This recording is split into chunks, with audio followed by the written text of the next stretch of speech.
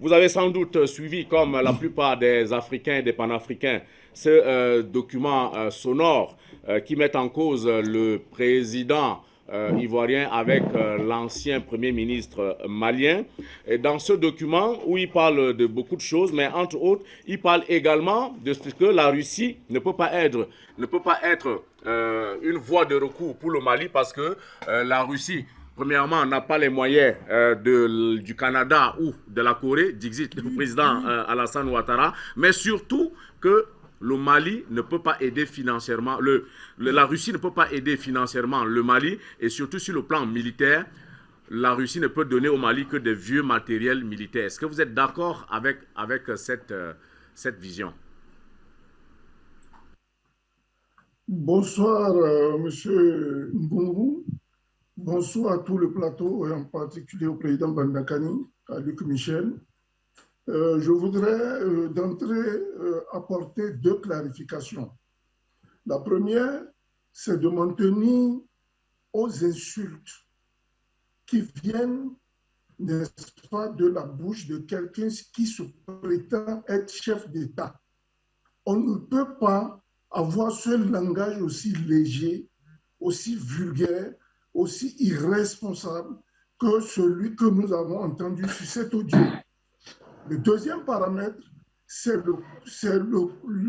l'intention conspirationnelle dans laquelle le président Ouattara est en train d'amener ses pairs. C'est une intention diabolique qui favorise la déstabilisation de plusieurs États, dont d'ailleurs les leurs, parce que Lionel qui attire la vie reçoit les premiers jets de bout dans sa tête. Je voudrais m'appesantir de ce pas, n'est-ce pas, sur le comportement irrationnel, irresponsable de cette écoute. Vous voyez, nous vivons en Afrique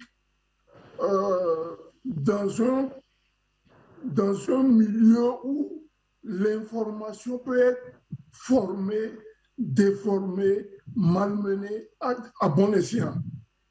Il est difficile aussi d'apporter des preuves quand on n'est pas à la source de la réalité. Mais l'audio dont nous venons d'entendre les méandres, c'est un audio qui est authentifié par les services, authentifié par qui connaît bien la voix de M. Alassane Ouattara et de Boubou Cissé. Et je voudrais, de ce pas, m'interroger sur, n'est-ce pas, le bien fondé, n'est-ce pas, de cette conspiration, de cette idée conspirationnelle. Mais le président Bandakani vient de le dire. Ceux qui sont à la tête de la CEDEAO, en particulier le personnage dont nous parlons, je veux citer Dramane Ouattara, mais qui lutte, qui dit soi-disant lutter contre les coups d'État. Mais c'est lui le coup d'étatiste, comme disent les Ivoiriens. Il n'y a qu'à prendre son parcours. Ça remonte à 1995, après le décès du président Félix Houphouët-Boigny, 93 ou je crois 94-95. Mais imaginez-vous, c'est parti de là. Nous en sommes arrivés, n'est-ce pas, au coup d'État du général Robert Guéhi en 99. On a sauté sur celui du président Laurent Koudou-Gbagbo en 2002. Et le pays a été scindé en deux. Vous retrouverez de manière perpétuelle le nom de ce personnage-là dans toutes ces affaires. Mais diantre, qui est-il? Posons-nous la question. Souffrez qu'on le dise, mon cher Mboumou. Mais quand le président Bandakani dit qu'il faut nécessairement une coalition de chefs d'État pour le faire partie, ne trouvez pas en cela, n'est-ce pas, quelque chose de négatif ou de quelque chose qui ne devait pas être soutenu sur un plateau de télévision? Quand lui-même, Alassane Dramane Ouattara, cherche à former des coalitions pour attaquer d'autres États, mais quand même, on a une tête pour réfléchir. On voit, on entend. Acceptez que celui qui conspire contre vous, quand vous vous levez aussi contre celui-là. La loi de la nature le veut. Les hommes que nous sommes... Bon, allons au béaba de la sécurité.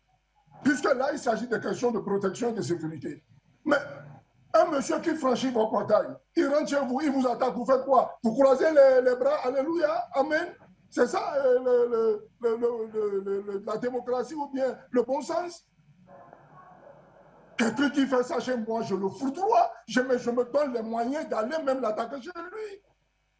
Ce genre de personnage doit être éradiqué, n'est-ce pas, de l'histoire de l'Afrique. Je vous le dis, et comme le dit le président Bandakani, nous le disons, nous l'assumons haut et fort. Ce genre de personnage est nuisible non seulement à sa propre famille, parce que tous les gemmes qu'il sème là, comptez, soyez tranquilles, l'histoire le retiendra. Si les hommes, il y en a parmi nous qui oublient vite, mais l'histoire le retiendra. Et sa famille paiera les capacités.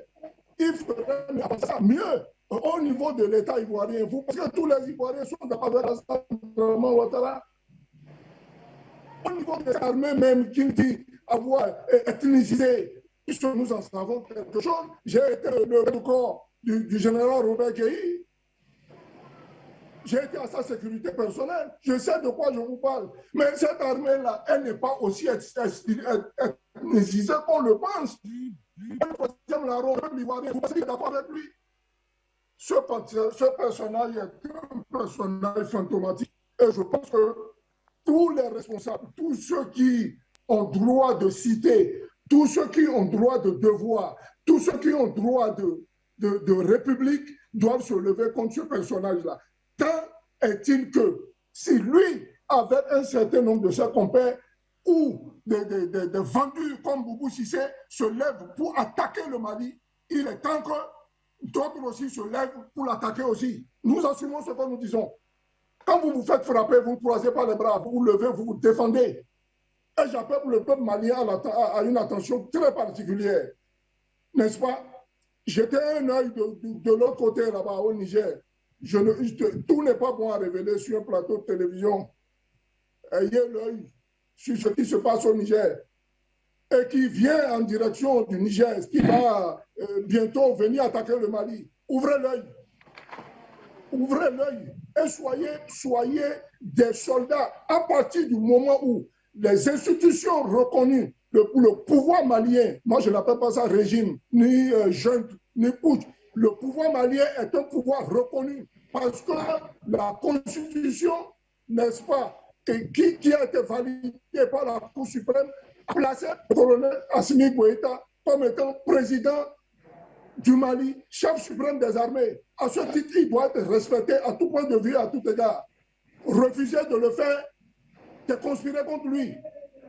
Ceux qui ont l'intention d'aller dans des marches, on a vu un club de délinquants, n'est-ce pas, qui pavanent parce qu'ils ont reçu quelques millions d'euros et qui vont au Niger à côté, aller se préparer là-bas avec certains djihadistes qui ont même fui le nord du Mali, qui se cachent aussi là-bas, et nous savons de quoi nous parlons.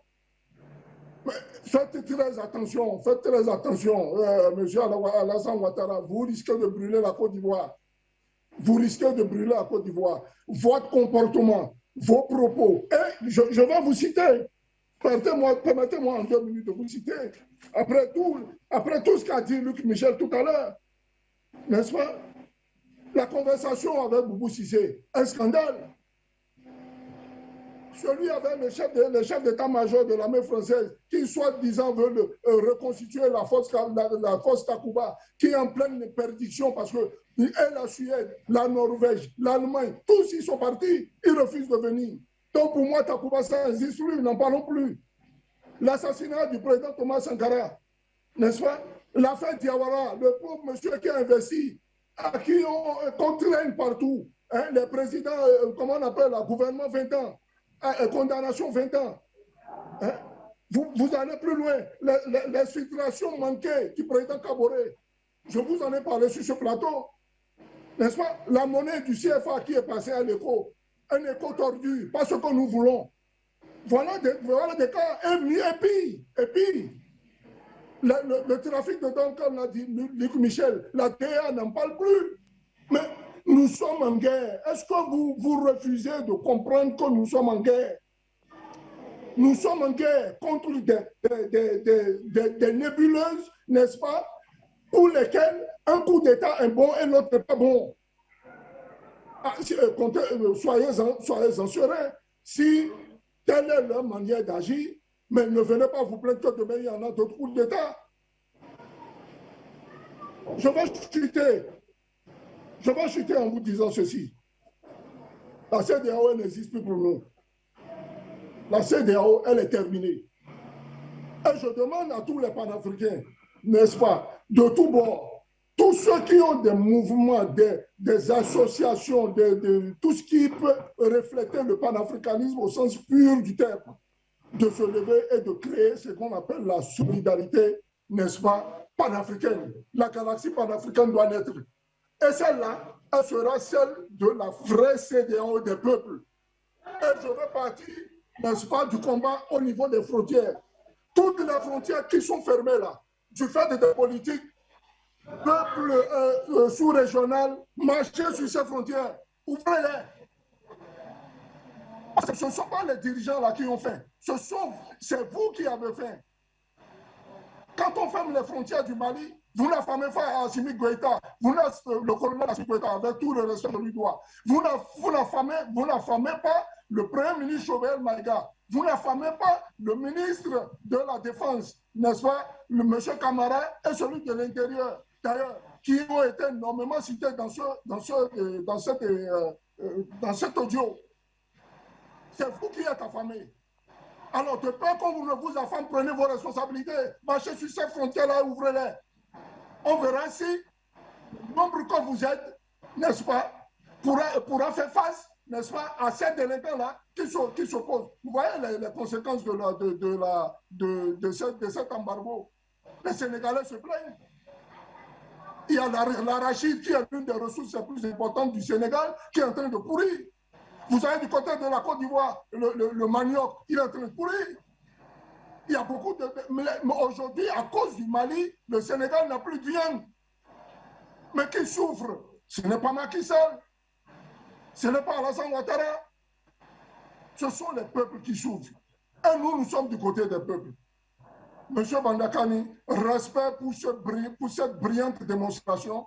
Et je pense que l'heure est venue pour que nous prenions nos responsabilités. Nous ne sommes pas ici sur ce plateau pour lutter contre des chefs d'État responsables. Ceux qui nous affament, qui nous mettent dans l'infamie, qui nous mettent dans la distraction, qui se préparent à céder le tabouret.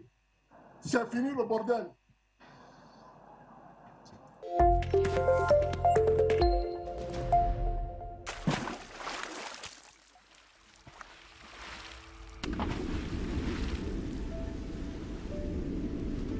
Afrique Média.